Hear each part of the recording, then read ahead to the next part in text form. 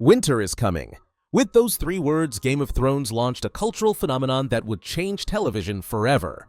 Today, I'm breaking down the 8 most crucial moments from Season 1, the scenes that set up the entire saga, introduced us to Westeros, and shocked viewers into realizing this wasn't your typical fantasy story. I've analyzed every frame, every line of dialogue, and every fan reaction to bring you the definitive explanation of how Season 1 laid the groundwork for everything that followed. So grab your Valyrian steel and prepare to revisit the moments that started the Game of Thrones. The White Walkers' return Game of Thrones opens not with kings and queens, but with something far more ominous: the return of the White Walkers beyond the Wall.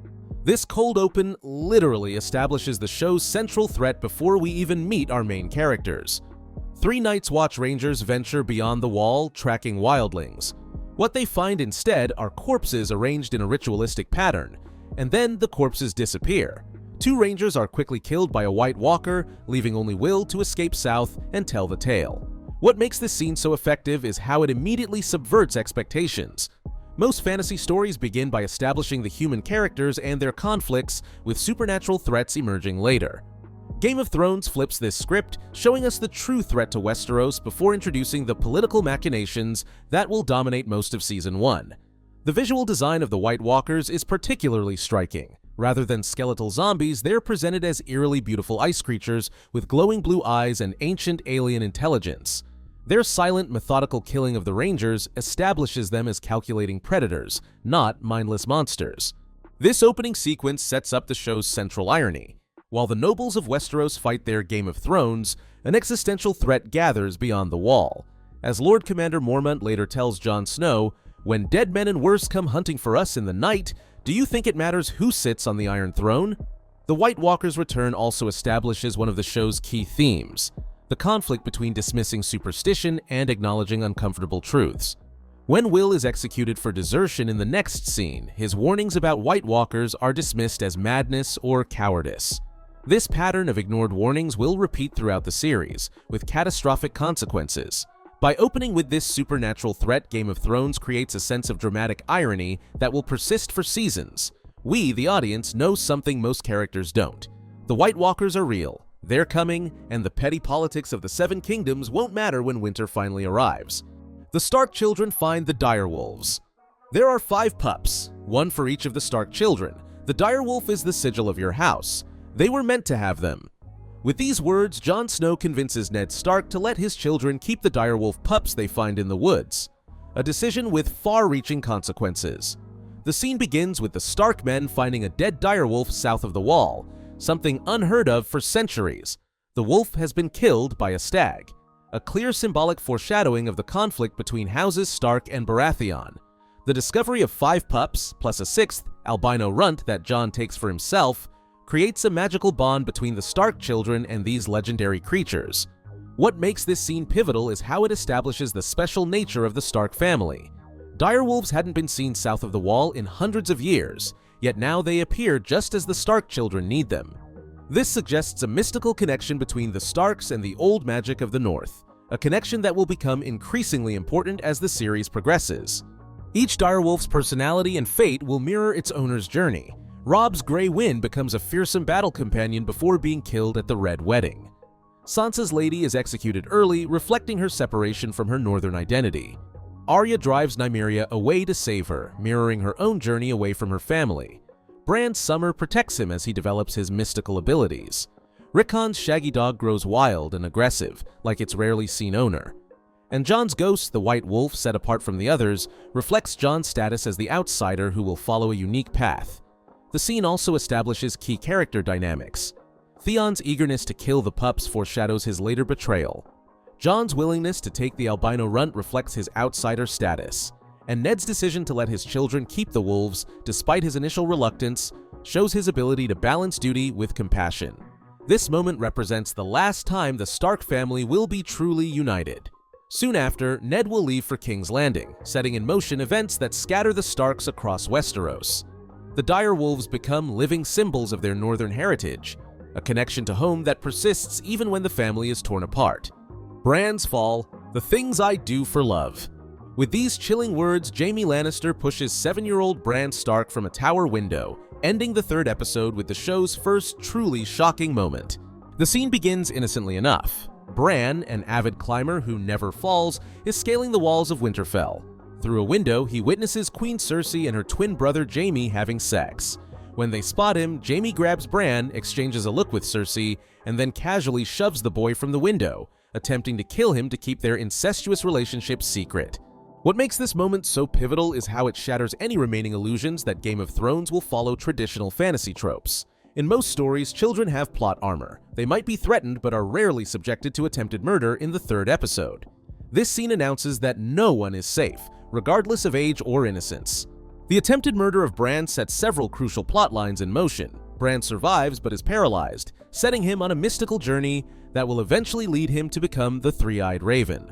Catelyn Stark, convinced the Lannisters are responsible, though lacking proof of who specifically pushed him, arrests Tyrion Lannister, igniting the conflict between the Starks and Lannisters that will dominate the series. This scene also establishes the complex morality of Jaime Lannister.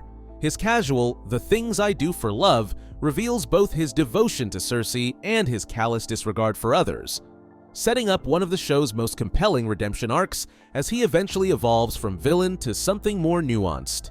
Visually, the scene is masterfully constructed. The camera follows Bran's nimble climbing, creating a sense of freedom and joy that makes the sudden violence more shocking. The final shot of Bran falling, cut to black before he hits the ground, leaves viewers in suspense about his fate until the next episode. Bran's fall marks the moment Game of Thrones truly announces itself as something different. A fantasy world where actions have consequences, where powerful people protect their interests through violence, and where even children aren't protected by narrative conventions. It's the first major domino that sets the Game of Thrones in motion. Ned Stark's investigation. The seed is strong. With these cryptic last words from Jon Arryn, Ned Stark begins an investigation that will cost him his head. His gradual discovery of the truth about Cersei's children represents one of Season 1's most important storylines, and demonstrates how honor can be a fatal weakness in King's Landing. After arriving in King's Landing as the new Hand of the King, Ned begins investigating why his predecessor, Jon Arryn, died so suddenly. This investigation takes him to various parts of the city, from brothels to blacksmith shops, as he pieces together clues about what Jon discovered. What makes this storyline so compelling is how it functions as a detective story within a fantasy setting. Ned follows a trail of breadcrumbs, Jon Arryn's last words, his interest in King Robert's bastards, and a book of lineages showing that all Baratheon children throughout history had black hair, unlike Cersei's golden-haired children. The investigation reveals Ned's fundamental character, his commitment to truth and justice, regardless of political consequences. When he finally confronts Cersei with his discovery that her children were fathered by her twin brother Jaime, not King Robert, he makes a crucial mistake. He warns her to flee before Robert returns from hunting, giving her time to plan her countermove. This sequence establishes one of the show's central themes. In the Game of Thrones, honor can be a fatal weakness. Ned's decision to warn Cersei stems from his compassion for her children, but it gives her the opportunity to arrange Robert's hunting accident and secure her position. As Cersei later tells Ned, "When you play the Game of Thrones, you win or you die. There is no middle ground." Ned's investigation also introduces us to several important secondary characters, including Gendry, Robert's unacknowledged bastard son, Littlefinger, who both helps and undermines Ned's efforts, and Varys, whose warnings Ned fails to heed. These characters will play crucial roles in later seasons, making Ned's investigation essential setup for future storylines. By the season's end, Ned's honorable nature and his discovery of the truth lead directly to his execution. His investigation demonstrates how dangerous knowledge can be in Westeros, and how the political game in King's Landing operates by rules very different from those of the North. Daenerys becomes Khaleesi. I am Daenerys Stormborn of House Targaryen of the blood of old Valyria. I am the dragon's daughter, and I swear to you that those who would harm you will die screaming. With these words, Daenerys Targaryen begins her transformation from abused exile to the mother of dragons and a formidable contender for the Iron Throne. Daenerys' arc in Season 1 is one of the most dramatic character evolutions in the series. She begins as a timid girl, sold by her brother Viserys to Khal Drogo as a bride. Her wedding night is traumatic, establishing the depths from which she must rise. But gradually, she finds her voice and power, learning the Dothraki language and customs, standing up to her abusive brother, and eventually winning the respect and love of Khal Drogo. What makes this transformation so powerful is how it's shown through specific, carefully constructed scenes. We see Daenerys learning to please Drogo on her own terms, gaining sexual agency. We see her eating a raw horse heart in a Dothraki ritual, earning the title the Unburnt when she doesn't vomit. We see her intervening to save Lázarine women from being raped by Dothraki warriors. Her first act as a ruler protecting the vulnerable. The climax of Daenerys' Season 1 journey comes after Drogo falls into a catatonic state due to an infected wound. When the witch Mirri Maz Duur betrays her, causing the death of her unborn son and leaving Drogo in a vegetative state, Daenerys makes two crucial decisions. She mercy kills Drogo, and she walks into his funeral pyre with 3 petrified dragon eggs. This final scene of Season 1 is visually stunning. Daenerys emerging naked from the ashes, unburned, with 3 newly hatched dragons clinging to her body. It establishes her as someone truly special in this world, with a magical connection to dragons that no one else possesses. Daenerys' journey in Season 1 sets up her entire character arc.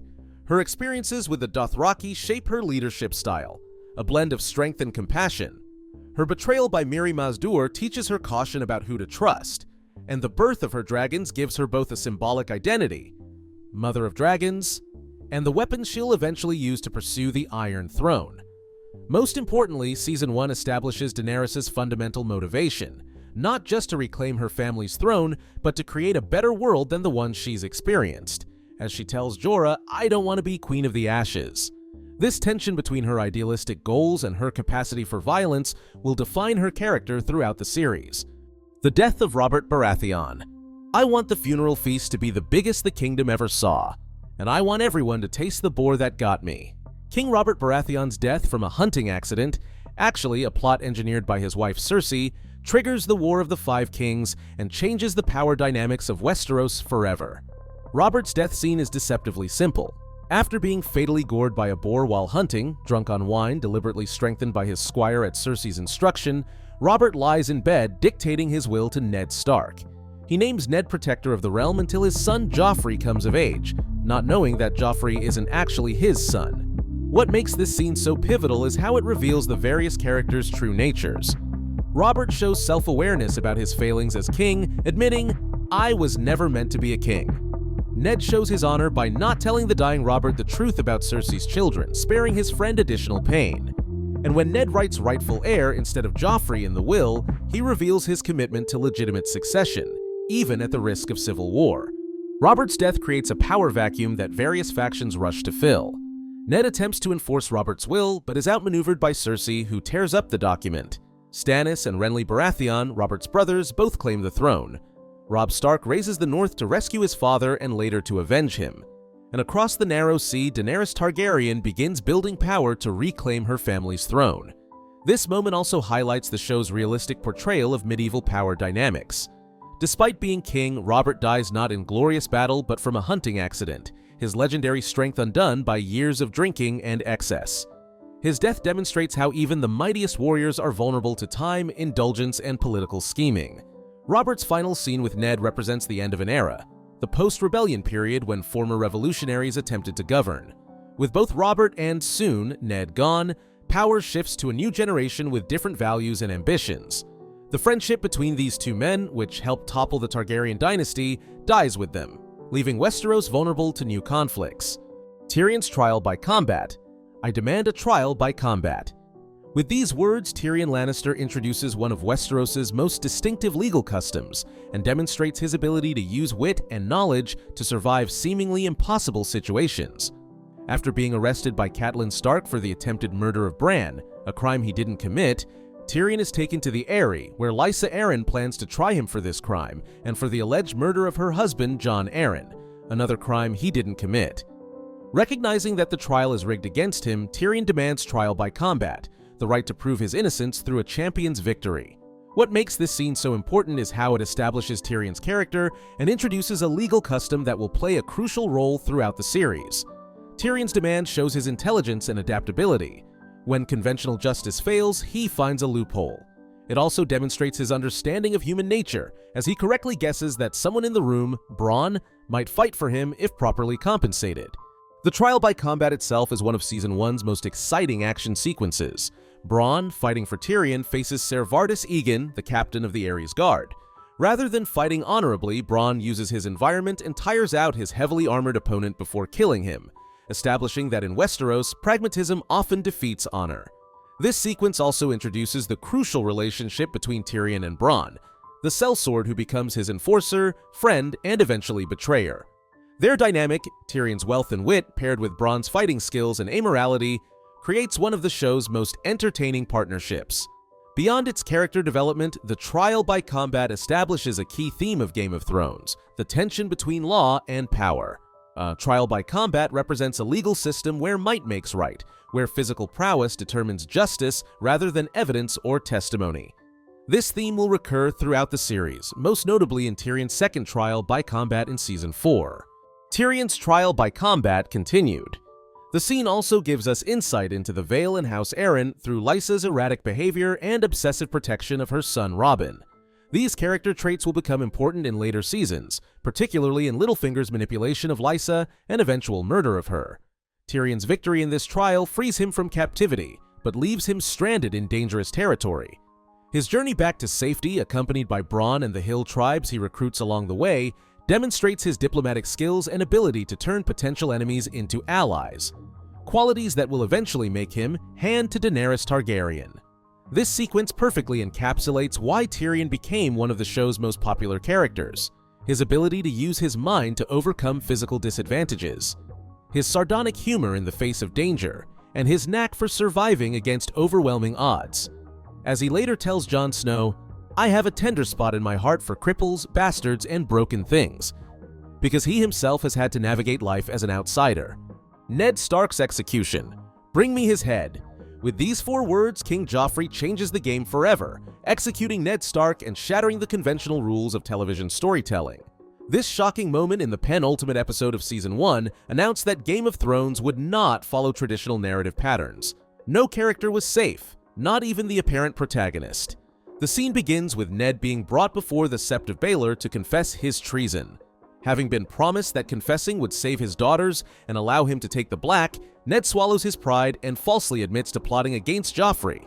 Cersei and the small council expect Joffrey to show mercy as planned, but the young king has other ideas, ordering Ned's immediate execution to the horror of everyone present. What makes this scene so powerful is how it's constructed to maximize shock. The camera focuses on Arya in the crowd, on Sansa pleading for mercy, on Cersei realizing her son is going off script. When Island Payne draws ice, Ned's own greatsword, to perform the execution, we see Yoren forcing Arya to look away, but we as viewers are forced to witness this pivotal moment. The actual beheading is shown indirectly, birds scattering in the sky, before cutting to Arya's devastated face. Ned's execution fundamentally transforms the story. Without its moral center, Game of Thrones becomes a darker, more unpredictable narrative. The Stark children are scattered, Sansa trapped in King's Landing, Arya escaping into the countryside, Robb calling the banners to avenge his father, and Jon bound by his Night's Watch vows. The War of the Five Kings begins in earnest, engulfing Westeros in conflict. This moment also establishes Joffrey as one of television's most hated villains. His decision to execute Ned isn't strategic, it's a capricious display of power that even his mother opposes. It reveals his true nature: cruel, impulsive, and drunk on authority he hasn't earned. As Tyrion later tells him, "We've had vicious kings and we've had idiot kings, but I don't know if we've ever been cursed with a vicious idiot for a king." Beyond its plot implications, Ned's execution delivers the show's central message: honor and morality don't protect you in this world, they can make you vulnerable. Ned's fatal flaw was his inability to play the Game of Thrones by its ruthless rules. He warned Cersei instead of moving against her. He trusted Littlefinger despite warnings. He believed in honor in a place where honor had no currency. As a storytelling choice, killing the apparent protagonist in the 9th episode was revolutionary for television. It signaled that Game of Thrones would follow its own internal logic rather than conventional narrative rules. This willingness to kill major characters would become one of the show's trademarks, creating genuine tension whenever characters were in danger. Ned's death also establishes a pattern that will repeat throughout the series. Characters who fail to adapt to changing circumstances don't survive. As Cersei tells Ned earlier in the season, when you play the Game of Thrones, you win or you die. There is no middle ground. Ned never understood he was playing a game at all, and he paid the ultimate price for his naivety. The birth of dragons, fire and blood. The season finale ends with perhaps the most magical moment in the entire first season. Daenerys Targaryen emerging unburnt from Khal Drogo's funeral pyre with 3 newly hatched dragons, the first seen in the world for over a century. After mercy killing the catatonic Drogo, Daenerys prepares his funeral pyre, placing her 3 petrified dragon eggs on the pyre with his body. Despite Jorah Mormont's protests, she walks into the flames herself. When the fire burns out by morning, Jorah and the remaining Dothraki find Daenerys alive and unharmed, with 3 baby dragons, 1 black, 1 green, and 1 cream-colored, clinging to her naked body. What makes this scene so powerful is its visual impact and symbolic significance. After a season grounded largely in political intrigue with minimal magic, The Birth of Dragons announces that supernatural elements will play an increasingly important role. The dragons themselves are beautifully realized, small but perfectly formed, screeching and spreading their wings for the first time. This moment transforms Daenerys from an interesting character to a truly formidable contender for the Iron Throne. The dragons give her both symbolic power, fulfilling the Targaryen words fire and blood, and eventually literal power as weapons of war. Her immunity to fire confirms her special nature. She is not just a claimant to the throne, but someone touched by magic in a unique way. The scene also represents Daenerys' rebirth. She enters the fire as a widow who has lost her husband, child, and most of her khalasar. She emerges as the Mother of Dragons, with a new identity and purpose. As the camera pulls back to show the remaining Dothraki bowing before her, we see the beginning of her journey as a leader in her own right, not defined by her relationship to men. Structurally, ending Season 1 with this magical moment creates a perfect bookend with the season's opening. The show began with the supernatural threat of the White Walkers in the far north. It ends with the supernatural promise of dragons in the far east. These 2 magical forces, ice and fire, will eventually converge in the series' climactic conflicts. The Birth of Dragons also represents hope in a season that ends with the Stark family scattered and defeated. While the Honorable Ned Stark has been executed and his house seems broken, a new power is rising across the sea, one that will eventually challenge the very foundations of Westerosi society. As Daenerys later says, "They can live in my new world, or they can die in their old one." These 8 pivotal moments from Season 1 established Game of Thrones as a revolutionary television series, one that would subvert expectations, kill beloved characters, and blend political intrigue with high fantasy.